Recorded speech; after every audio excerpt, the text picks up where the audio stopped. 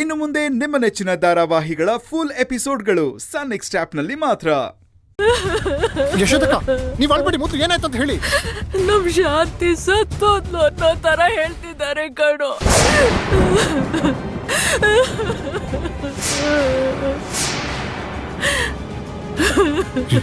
ಏನ್ ಹೇಳ್ತಿದ್ಯಾ ಯಶೋದಕ್ಕ ನೀನು? ನಮ್ ಶಾಂತಿ? ಯಶೋದಕ್ಕ, ಯಾಕೆ ಹೀಗೆಲ್ಲ ಮಾತಾಡ್ತಿದ್ದೀರಾ ನೀವು? ನಮ್ ಶಾಂತಿಗೇನು ಆಗಿರಲ್ಲ, ಏನೂ ಆಗಿರಲ್ಲ, ನಾನು ಹೇಳ್ತಾ ಇದ್ದೀನಲ್ಲ. ಇಲ್ಲ, ಅರೆ ನಮ್ ಶಾಂತಿಗೇನಾಗಿದೆ? ಆರೋಗ್ಯವಾಗಿದ್ದಾಳಲ್ಲ. ನೀವು ಏನೋ ಕೆಲಸ ಹೋಗಿ ಬೇರೆ ಏನೋ ಕೆಲ್ಸ್ಕೊಂಡಿರ್ತೀರಾ. ನಾನಿದೇನು ನಾನು ನಂಬಲ್ಲ ಅಷ್ಟೇ. ಇಲ್ಲಪ್ಪ ಚಿನ್ನು, ದೇವಸ್ಥಾನಕ್ಕೆ ಹೋಗಿದ್ರಂತೆ.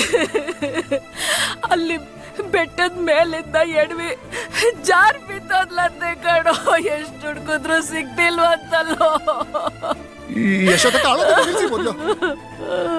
ಯಶೋದಕ್ಕ, ಯಾರು ನಿಮಗೆ ಫೋನ್ ಮಾಡಿದ್ದು? ನಿಮ್ಗೆ ಫೋನ್ ಮಾಡಿ ಯಾರು ಆಟಾಡ್ಸ್ತಾ ಇರ್ಬೋದಲ್ವಾ? ಪೊಲೀಸರು ಸುಮ್ನೆ ಯಾಕಪ್ಪ ಹೇಳ್ತಾರೆ? ಪೊಲೀಸರ? ಹೌದಪ್ಪ, ಪೊಲೀಸ್ನವರೇ ಫೋನ್ ಮಾಡಿ ಈಗಲೇ ತಕ್ಷಣ ಹೊರಟು ಬನ್ನಿ ಅಂತ ಹೇಳಿದ್ರು ಕಣಪ್ಪ. ಒಬ್ಳೆ ನನ್ನ ಒಂಟಿಯಾಗಿ ಬಿಟ್ಟು ಹೋಗ್ಬಿಟ್ಲಲ್ಲೋ. ದೊಡ್ಡವ್ರ ಸವಾಸ ಬೇಡ ಅಂತ ಎಷ್ಟು ಹೇಳ್ದೆ ನಾನು. ಅವರಪ್ಪನ ಕೊನೆ ಆಸೆ ಅಂತ ಬಯಸಿ ಮದ್ವೆ ಮಾಡ್ಕೊಂಡ್ಲಲ್ಲೋ. ನಾನು ಅವಳ ಮೇಲೆ ರೇಗ್ತಿದ್ದೆ, ಬೈತಿದ್ದೆ, ಆದ್ರೆ ಯಾವತ್ತೂ ಅವಳಿಗೆ ಕೆಟ್ಟದ್ ಬಯಸ್ಲಿಲ್ಲ ಕಣೋ. ನಾನು ಏನ್ ಮಾಡ್ಲಿ ಕಣಪ್ಪ? ಏನ್ ಕರ್ಮ ಮಾಡಿದ್ನೋ ನಾನು? ಅಯ್ಯೋ, ಏನ್ ಮಾಡ್ಲಿ ನಾನು? ಆಗ್ತಿಲ್ಲ ಕಣಪ್ಪ. ಸಮಾಧಾನ ಮಾಡ್ಕೊಳ್ಳಿ ಯಶೋದಕ್ಕ. ನಾನು ಹೇಳ್ತಿದ್ದೀನಲ್ಲ, ನಮ್ ಶಾಂತಿಗೇನು ಆಗಿರಲ್ಲ. ಏನು ಗಾಬರಿ ಆಗ್ಬಿಡಿ. ನಾವೀಗ್ಲೇ ಅವ್ರು ಎಲ್ಲಿದ್ದಾರೋ ಅಲ್ಲಿ ಹೋಗೋಣ. ಶಾಂತಿ? ಹೌದು, ಅವ್ರ ಅಡ್ರೆಸ್ ಗೊತ್ತಿದ್ಯಾ ನಿಮ್ಗೆ? ಅದು ಈ ನಂಬರ್ ಫೋನ್ ಮಾಡಿದ್ರಪ್ಪ. ಸರಿ, ನಾನು ಅವ್ರಿಗೆ ಫೋನ್ ಮಾಡಿ ಅಡ್ರೆಸ್ ಏನು ಅಂತ ತಿಳ್ಕೊತೀನಿ. ನೀವು ಅಳ್ಬೇಡಿ ಯಶೋದಕ್ಕ. ನೋಡಿ, ನಾನು ಬೇಗ ಹೋಗಿ ಯಾವ್ದಾದ್ರು ಗಾಡಿ ಅರೇಂಜ್ ಮಾಡ್ಕೊಂಡು ಬರ್ತೀನಿ. ನೀವು ಅಳ್ಬೇಡಿ, ಮೊದಲು ಸುಮ್ಮನೆ ಇರಿ. ಯಶೋದಕ್ಕ, ಅಳ್ಬೇಡಿ ಯಶೋದಕ್ಕ, ಸಮಾಧಾನ ಮಾಡ್ಕೊಳ್ಳಿ. ನಮ್ ಶಾಂತಿಗೇನು ಆಗಿರಲ್ಲ, ನಾನು ಹೇಳ್ತಾ ಇದ್ದೀನಲ್ಲ. ನಾನು ಬೇಗ ಬರ್ತೀನಿ.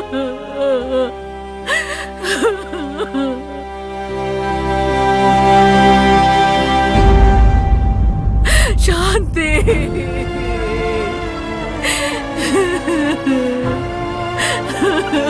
ಅಯ್ಯೋ,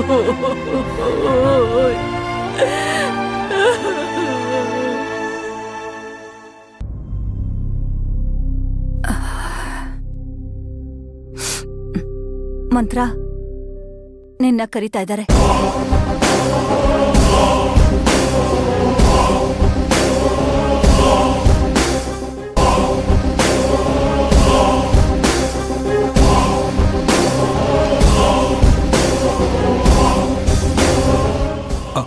ಅಮ್ಮ, ಪೊಲೀಸ್ನವ್ರು ಏನ್ ಕೇಳಿದ್ರಮ್ಮ? ಏನೋಪ್ಪ, ಶಾಂತಿನ ನಾವೇ ಕೊಂದು ಬಿಟ್ಟಿದೀವಿ ಅನ್ನೋ ತರ ಕೇಳಿದ್ದನ್ನೇ ಕೇಳಿ ತುಂಬಾ ಹಿಂಸೆ ಮಾಡ್ಬಿಟ್ರು. ಅವರು ಅನುಮಾನದಿಂದ ಕೆಲವು ಪ್ರಶ್ನೆಗಳನ್ನ ಕೇಳಿದ್ರಲ್ಲ, ಅದನ್ನ ನೆನೆಸ್ಕೊಂಡ್ರೇನೆ ತುಂಬಾ ಹಿಂಸೆ ಆಗತ್ತೆ. ಅಲ್ಲ, ನಾನು ಅವಳನ್ನ ಕೊಲೆ ಮಾಡೋಳಾಗಿದ್ದಿದ್ರೆ ಇಷ್ಟು ವರ್ಷ ನಾನ್ ಯಾಕೆ ಅವಳನ್ನ ಅಷ್ಟು ಚೆನ್ನಾಗಿ ನೋಡ್ಕೋತಾ ಇದ್ದೆ? ಏನೋ ಒಂದು ಸಮಸ್ಯೆ ಬಂದು ಅಂದ ತಕ್ಷಣ ನನ್ನನ್ನೇ ಅಪರಾಧಿ ಅನ್ನೋ ತರ ನೋಡ್ತಿದಾರಲ್ಲ, ಇದು ಸರಿನಾ? ಹಾಗಲ್ಲ ಅತ್ತೆ, ಪೊಲೀಸ್ನವ್ರಂದ್ರೆ ಹಾಗೆ ಅಲ್ವಾ? ಅವರು ಸಂದೇಹ ಪರಿಹಾರ ಆಗೋವರೆಗೂ ಅವರು ಪ್ರಶ್ನೆಗಳನ್ನ ಕೇಳ್ತಾನೆ ಇರ್ತಾರೆ. ನಾವ್ ಯಾವ ತಪ್ಪು ಮಾಡಿಲ್ಲ ಅಂದ್ಮೇಲೆ ನಾವ್ ಯಾಕತ್ತೆ ಹೆದರ್ಕೋಬೇಕು? ಧೈರ್ಯವಾಗಿರಿ ಅತ್ತೆ, ಪ್ಲೀಸ್ ಧೈರ್ಯವಾಗಿರಿ.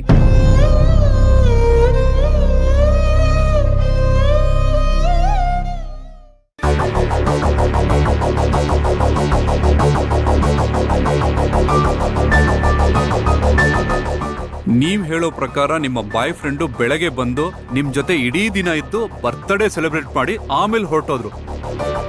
Am I right? ಹೌದು ಸರ್. ಆಕ್ಚುಲಿ ಇವತ್ತು ನಿಮ್ ಬರ್ತ್ಡೇ ಅಂತ ಹೇಳಿದ್ರಿ? ಇವತ್ತೇ ನನ್ನ ಬರ್ಡೇ, ಆದ್ರೆ ನಿನ್ನೆ ರಾತ್ರಿ ಕೇಕ್ ಕಟ್ ಮಾಡಿಸಿ ಸೆಲೆಬ್ರೇಟ್ ಮಾಡಿದ್ರು. ಸೆಲೆಬ್ರೇಷನ್ ಆದ್ಮೇಲೆ ಆಫೀಸಿಗೆ ಸಂಬಂಧಪಟ್ಟಿರೋ ವಿಷಯ ಇದೆ ಅಂತ ಹೊರಟೋದ್ರು ಸರ್. ಅದ್ಬಿಟ್ರೆ ಬೇರೆ ಏನಾದ್ರೂ ಹೇಳೋದಿದ್ಯಾ?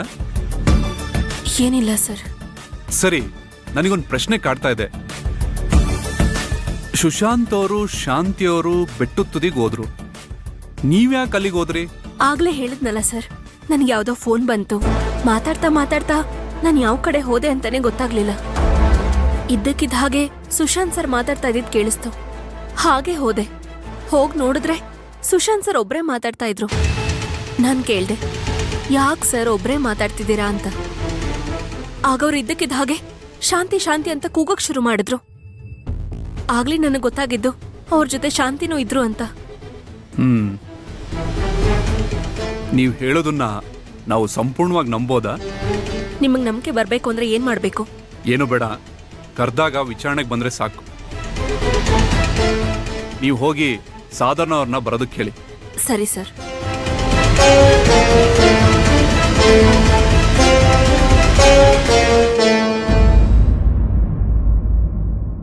ಸಾಧನ ಅವರೇ, ನೇರವಾಗಿ ವಿಷಯಕ್ಕೆ ಬಂದ್ಬಿಡೋಣ. ಹೇಳಿ ಸರ್.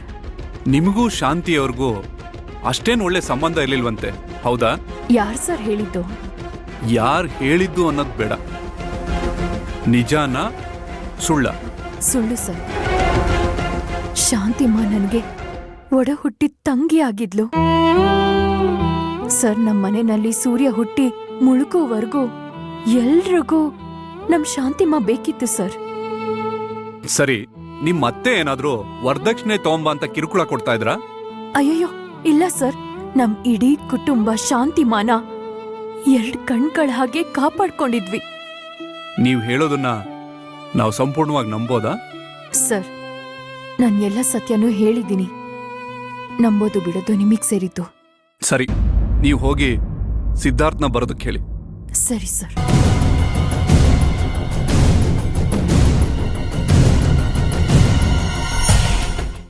ಮಿಸ್ಟರ್ ಸಿದ್ಧಾರ್ಥ್, ನಿಮ್ ತಂದೆ ತೀರೋದ್ಮೇಲೆ ಇಡೀ ಮನೆ ಜವಾಬ್ದಾರಿ ಹೊತ್ತಿರೋದ್ ನೀವೇ ತಾನೆ? ಹೌದು ಸರ್. ನಿಮಗೆ ಸರಿ ಸಮಾನವಾಗಿ ಹೆಗ್ಲು ಕೊಟ್ಟವರು ನಿಮ್ ತಮ್ಮ ತಾನೆ? ನಿಜ ಸರ್. ಇತ್ತೀಚೆಗೆ ನಿಮಗೂ ನಿಮ್ ತಮ್ಮನ ಮಧ್ಯದಲ್ಲಿ ಈ ಬಿಸ್ನೆಸ್ ರಿಲೇಟೆಡ್ ಏನಾದ್ರೂ ಜಗಳ ಆಗಿತ್ತಾ? ಹಾಗೇನಿಲ್ಲ ಸರ್. ಇದು ನಮ್ಮ ತಂದೆ ಕಟ್ಟಿದ ಕಂಪ್ನಿ ಸರ್. ನಾನು ನನ್ನ ತಮ್ಮ ಇಬ್ರು ಕಷ್ಟಪಟ್ಟು ಇವತ್ತು ಈ ಮಟ್ಟಕ್ಕೆ ತಂದು ನಿಲ್ಸಿದ್ದೀವಿ ಸರ್. ವ್ಯವಹಾರ ಅಂದಮೇಲೆ ಚಿಕ್ಕ ಪುಟ್ಟ ಮಿಸ್ಅಂಡರ್ಸ್ಟ್ಯಾಂಡಿಂಗ್ ಇದ್ದೇ ಇರುತ್ತೆ. ಅಂಥ ಪರಿಸ್ಥಿತಿ ಬಂದಾಗ ನಾವಿಬ್ಬರೇ ಕೂತ್ಕೊಂಡು ಪ್ರತಿಯೊಂದನ್ನು ಸಾಲ್ವ್ ಮಾಡ್ಕೋತೀವಿ ಸರ್, ಕ್ಲಿಯರ್ ಮಾಡ್ಕೋತೀವಿ. ಮೂರನೇ ವ್ಯಕ್ತಿಗೆ ಅವಕಾಶನೇ ಕೊಡಲ್ಲ ಸರ್. ಅಲ್ಲ, ನಾನು ಯಾಕೆ ಹೇಳ್ತಾ ಇದ್ದೀನಿ ಅಂದ್ರೆ, ನಿಮಗೂ ನಿಮ್ ತಮ್ಮನ ಮಧ್ಯದಲ್ಲಿ ಬಿಸ್ನೆಸ್ ರಿಲೇಟೆಡ್ ಏನಾದ್ರೂ ಡಿಫ್ರೆನ್ಸ್ ಬಂದಾಗ ನಿಮ್ ತಮ್ಮಂಗೆ